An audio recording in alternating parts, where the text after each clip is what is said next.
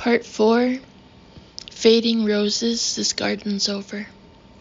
Chapter 1. There were half a dozen fine linen tablecloths in a cabinet at the end of the back hallway, and one of these served as Headmaster Arday's shroud. Alice volunteered to sew it shut, then collapsed in tears when either her needlework or her nerve did not prove equal to such finality. Tom took over, pulling the tablecloth taut, doubling the seam, and sewing it closed in quick, almost professional overhand strokes. Clay thought it was like watching a boxer work an invisible light bag with his right hand. "Don't make jokes," Tom said, without looking up. "I appreciate what you did upstairs. I never could have done that, but I can't take a single joke right now. Not even of the inoffensive Will and Grace variety. I'm barely holding myself together." "All right," Clay said. Joking was the farthest thing from his mind. As for what he had done upstairs, well, the pen had to be removed from the head's eye. No way were they going to leave that in, so Clay had taken care of it, looking away into the corner of the room as he wrenched it free, trying not to think about what he was doing or why it was stuck so fucking tight.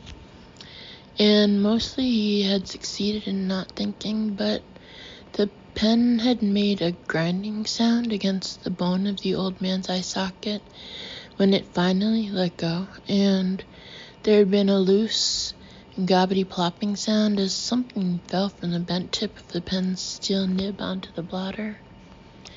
He thought he would remember those sounds forever. But he had succeeded in getting the damn thing out, and that was the important thing. Outside, nearly 1,000 phone crazies stood on the lawn, between the smoking ruins of the soccer field and Cheatham Lodge. They stood there most of the afternoon. Then, around 5 o'clock, they flocked silently off in the direction of downtown Gayton. Clay and Tom carried the head-shrouded body down the back stairs and put it on the back porch.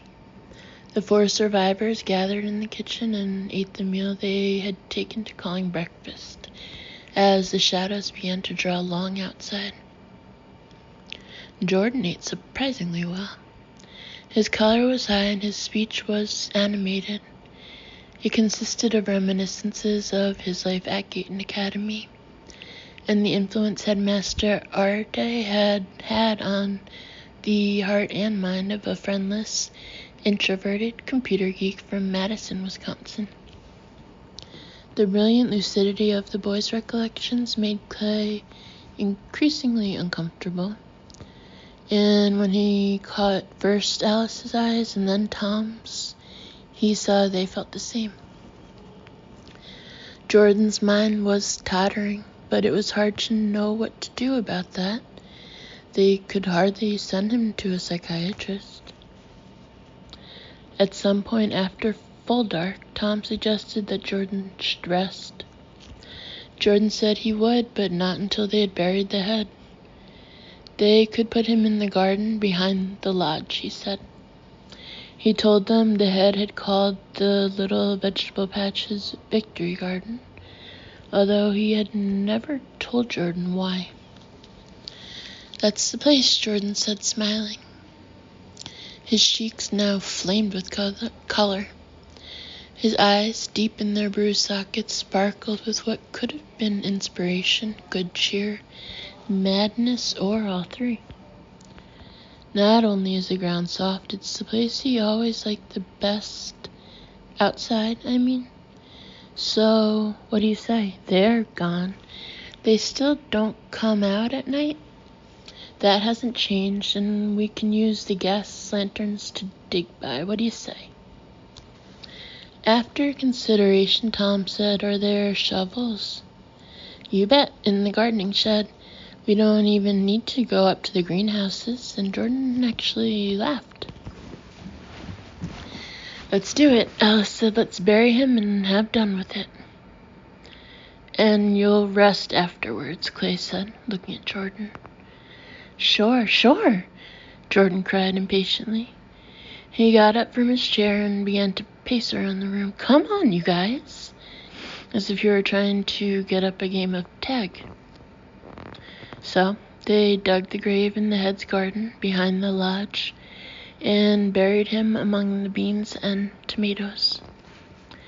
Tom and Clay lowered the shrouded form into the hole, which was about 3 feet deep. The exercise kept them warm, and only when they stopped did they notice the night had grown cold, almost frosty.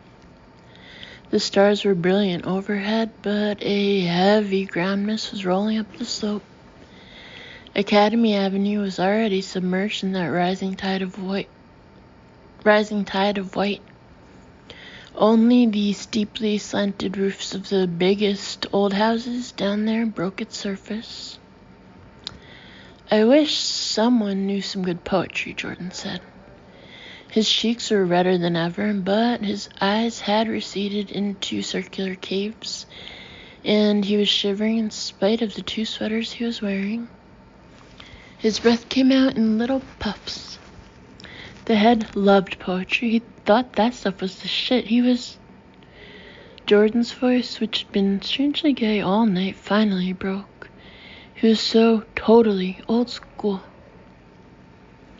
Alice folded him against her. Jordan struggled, then gave in. Tell you what, Tom said, let's cover him up nice. Cover him against the cold, and then I'll give him some poetry. That be okay? Do you really know some? I really do, Tom said. You're so smart, Tom, thank you. And Jordan smiled at him with weary, horrible gratitude. Filling in the grave was quick, although in the end they had to borrow some earth from the garden's nether parts to bring it up to dead level. By the time they were finished, Clay was sweating again, and he could smell himself. It had been a long time between showers. Alice had tried to keep Jordan from helping, but he broke free of her and pitched in, using his bare hands to toss earth into the hole. By the time Clay finished tamping the ground with the flat of his spade, the boy was glassy-eyed with exhaustion, all but reeling on his feet like a drunk. Nevertheless, he looked at Tom. Go ahead, you promised. Clay almost expected him to add, and make it good, senor, or I will put a bullet in you, like a homicidal bandito in a Sam Peckinpah western.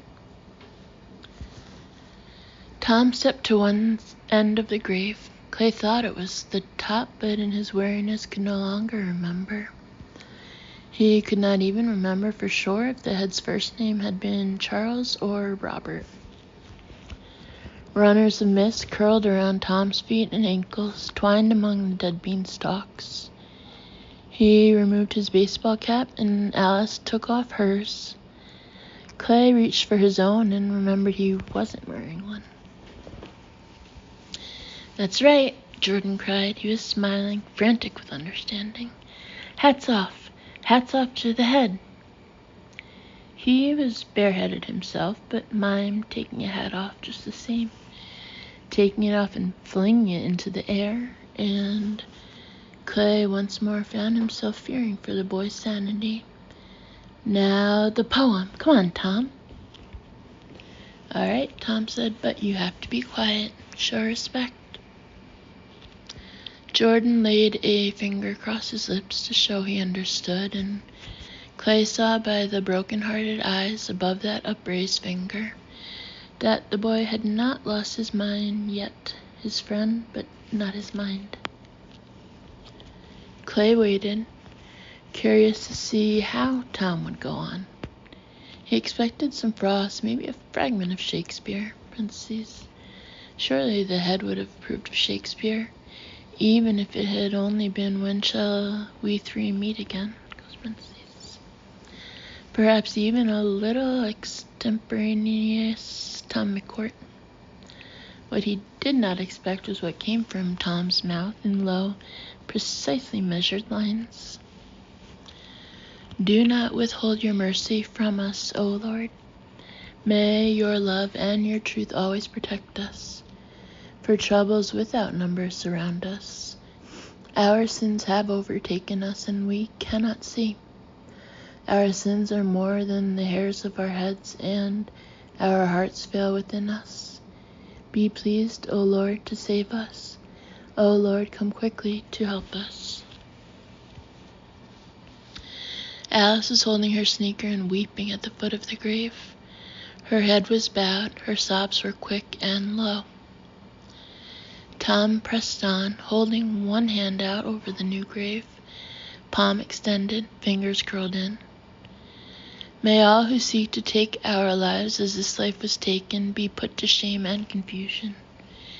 May all who desire our ruin be turned back in disgrace. May those who say to us, "Aha, aha," be appalled at their own shame. Here lies the dead, dust of the earth. "I'm so sorry, Ed," Jordan cried in a breaking, troubled voice. "I'm so sorry. It's not right, sir. I'm so sorry. You're dead." His eyes rolled up, and he crumpled to the new grave. The mist stole its greedy white fingers over him. Clay picked him up and felt the pulse in Jordan's neck, strong and regular. "Just fainted. What is it you're saying, Tom?" Tom looked flustered, embarrassed. "A rather free adaptation of Psalm 40. Let's take him inside." "No," Clay said. "If it's not too long, finish." "Yes, please," Alice said. "Finish. It's lovely, like salve on a cut." Tom turned and faced the grave again. He seemed to gather himself, or perhaps he was only finding his place. "Here lies the dead dust of the earth, and here are we, the living, poor and needy. Lord, think of us. You are our help and our deliverer. Oh my God, do not delay. Amen." "Amen," Clay and Alice said together. "Let's get the kid inside," Tom said. "It's freezing out here." "Did you learn that from the Holy Hannahs at the First Northeast Church of Christ the Redeemer?" Clay asked. "Oh, yes," Tom said. "Many psalms by heart, good for extra desserts. I also learned how to beg on street corners and leaflet a whole Sears parking lot in just 20 minutes with a million years in hell and not one drink of water. Let's put this kid to bed. I'm betting he'll sleep through until at least 4 tomorrow afternoon and wake up feeling a hell of a lot better." "What if that man with the torn cheek comes and finds we're still here after he told us to go?" Alice asked. Clay thought that was a good question, but not one he needed to spend a lot of time mulling over. Either the Raggedy Man would give them another day's grace, or he wouldn't. As he took Jordan upstairs to his bed, Clay found he was too tired to care one way or the other. Chapter 2. At around 4 in the morning, Alice bid Clay and Tom a foggy good night and stumbled off to bed. The two men sat in the kitchen drinking iced tea, not talking much. There seemed nothing to say. Then, just before dawn, another of those great groans, made ghostly by distance, rode in on the foggy air from the northeast. It wavered like the cry of a theremin in an old horror movie. And just as it began to fade, a much louder answering cry came from Gayton, where the Raggedy Man had taken his new, larger flock. Clay and Tom went out front, pushing aside the barrier of melted boomboxes to get down the porch steps. They could see nothing. The whole world was white. They stood there a while and went back in. Neither the death cry nor the answer from Gayton woke Alice and Jordan. They had that much to be grateful for. Their road atlas, now bent and crumpled at the corners, was on the kitchen counter. Tom thumbed through it and said, that might have come from Hooksett or Suncook. They're both good-sized towns northeast of here. Good size for New Hampshire, I mean. I wonder how many they got and how they did it. Clay shook his head. I hope it was a lot, Tom said with a thin and charmless smile. I hope it was at least 1,000 and that they so cooked them.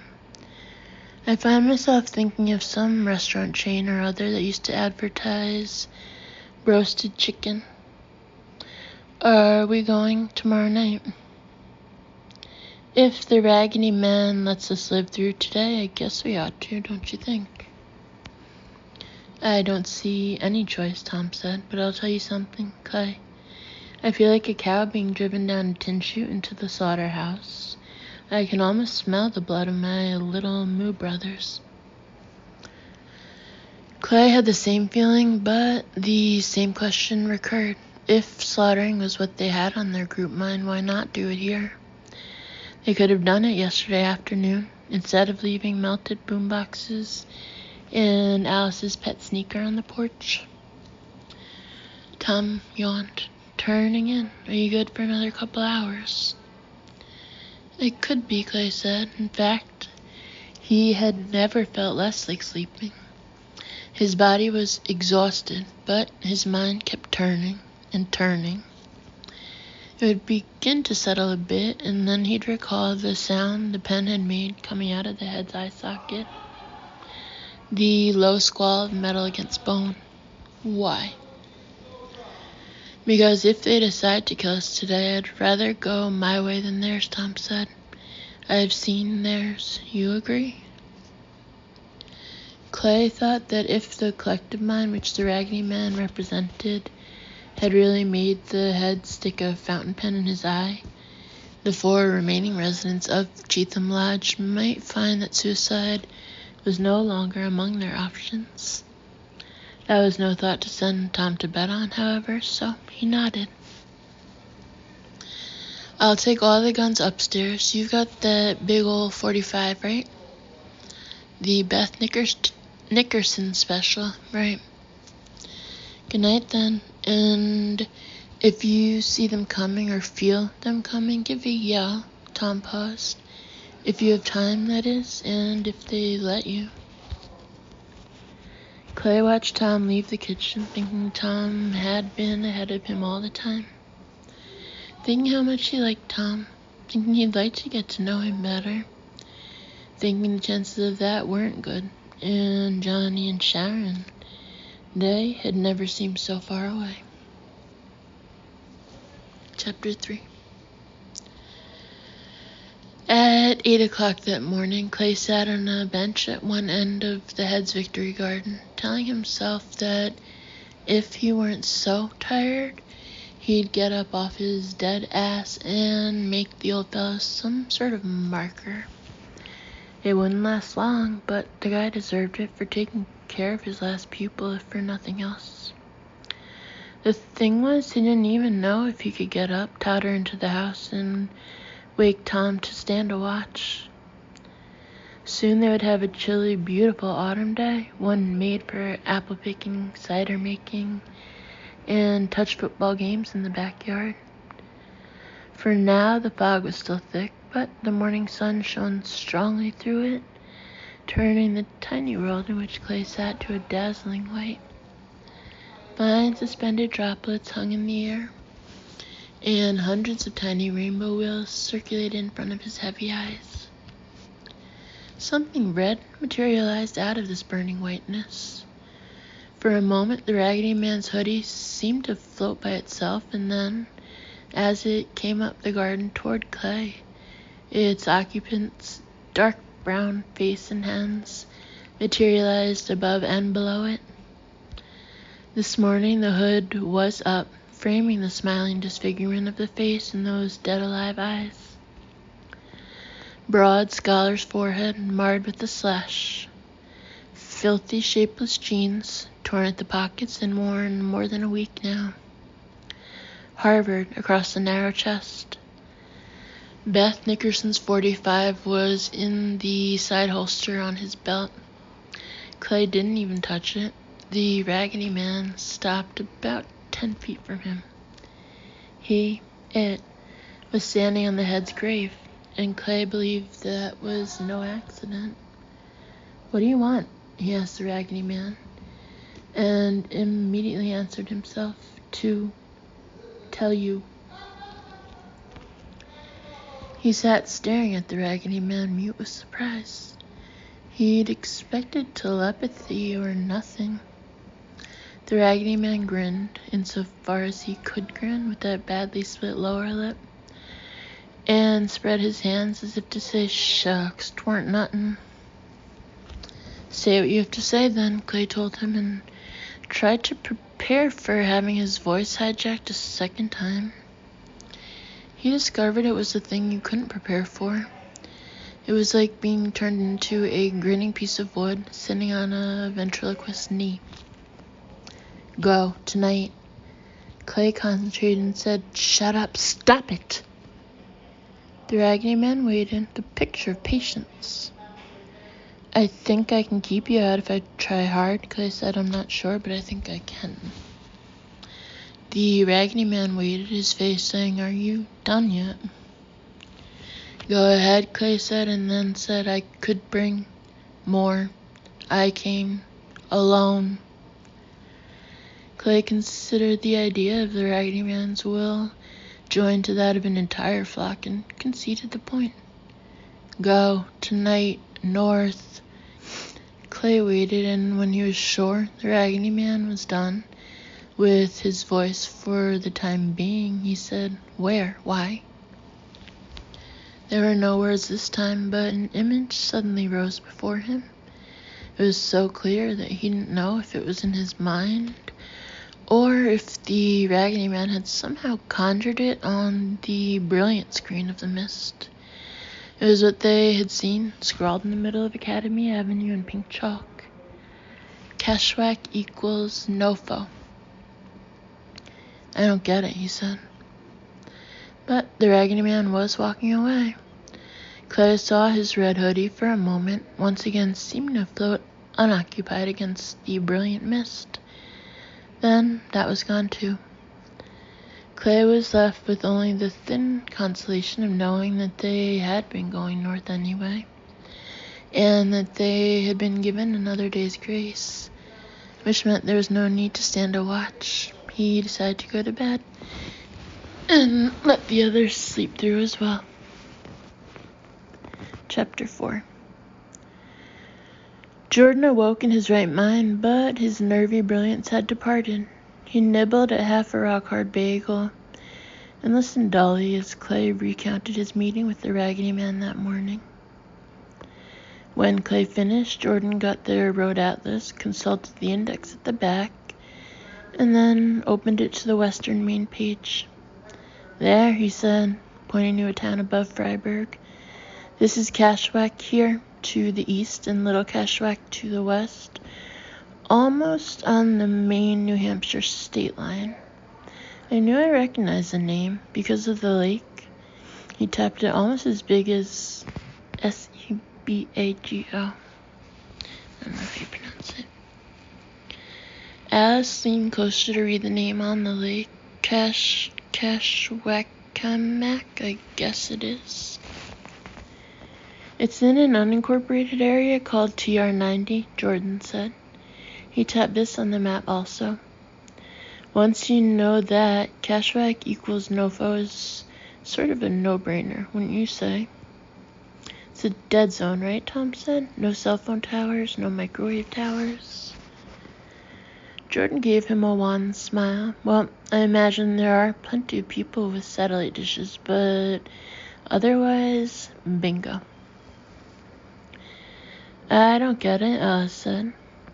"Why would they want to send us to a no-cell zone where everyone should be more or less alright?" "Might as well ask why they let us live in the first place," Tom said. "Maybe they want to turn us into living guided missiles and use us to bomb the joint," Jordan said. "Get rid of us and them. 2 birds with 1 stone." They considered this in silence for a moment. "A Let's go and find out, Alice said, but I'm not bombing anybody. Jordan eyed her bleakly. You saw what they did to the head. If it comes right down to it, do you think you'll have any choice? Chapter 5. There were still shoes on most of the stoops across the field, stone pillars marking the entrance to Gayton Academy. But the doors of the nice-looking homes either stood open or had been torn off their hinges.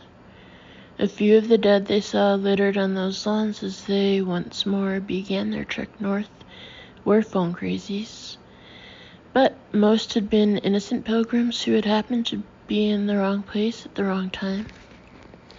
They were the ones with no shoes on their feet, but there was really no need to look as far as their feet. Many of the reprisal victims had literally been torn limb from limb. Beyond the school, where Academy Avenue once more became Route 102, there was carnage on both sides for half a mile. Alice walked with her eyes resolutely closed, allowing Tom to lead her as if she were blind. Clay offered to do the same for Jordan, but he only shook his head and walked stolidly up the center line, a skinny kid with a pack on his back and too much hair on his head. After a few cursory glances at the kill-off, he looked down at his sneakers. There are hundreds, Tom said once. It was 8 o'clock and full dark, but they could still see far more than they wanted to. Lying, curled around a stop sign at the corner of Academy and Spofford, was a girl in red pants and a white sailor blouse. She looked no more than 9, and she was shoeless. 20 yards away stood the open door of the house from which she had probably been dragged, screaming for mercy. Hundreds. Maybe not that many, Clay said. Some of our kind were armed. They shot quite a few of the bastards, knifed a few more. I even saw one with an arrow sticking out of his... We caused this, Tom said. Do you think we have a kind anymore? This question was answered while they were eating their cold lunch at a roadside picnic spot 4 hours later. By then, they were on Route 156, and according to the sign, this was a scenic turnout, offering a view of historic Flint Hill to the west. Clay imagined the view was good if you were eating lunch here at noon, rather than midnight with gas lanterns at either end of your picnic table to see by.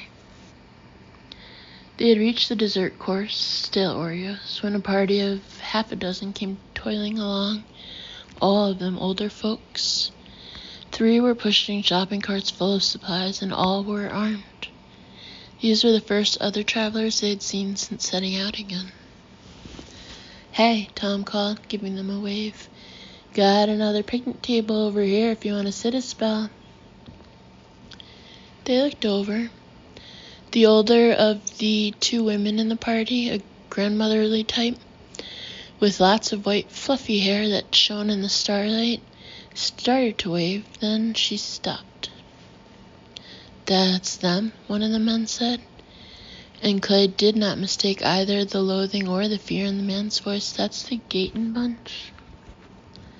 One of the other men said, Go to hell, buddy. They kept on walking, even moving a little faster, although the grandmotherly type was limping and the man beside her had to help her past a Subaru that had locked bumpers with somebody's abandoned Saturn. Alice jumped up, almost knocking over one of the lanterns. Clay grabbed her arm. Don't bother, kiddo. She ignored him. At least we did something, she shouted after them. What did you do? Just what the fuck did you do? Tell you what we didn't do, one of the men said. The little group was past the scenic turnout now, and he had to look back over his shoulder to talk to her. He could do this because the road was free of abandoned vehicles for a couple 100 yards here. We didn't get a bunch of normies killed.